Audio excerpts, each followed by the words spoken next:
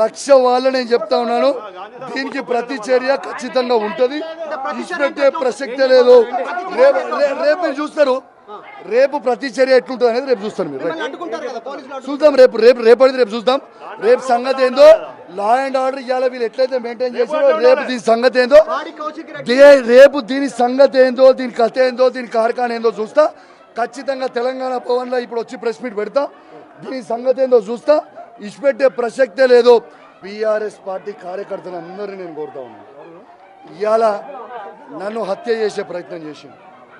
మీరు కేసీఆర్ గారి అభిమానులు ఉంటే మొత్తము బీఆర్ఎస్ పార్టీ కార్యకర్తలు అందరూ కూడా రేపు 11 గంటలకి మనందరం కూడా గాంధీ ఇంటికి పోవాల్సిన అవసరం ఉన్నది.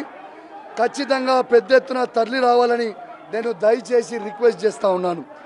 ఎందుకంటే రేపు ఎట్లుంటుందో, రేపు ఏముంటుందో అనేది కూడా నేను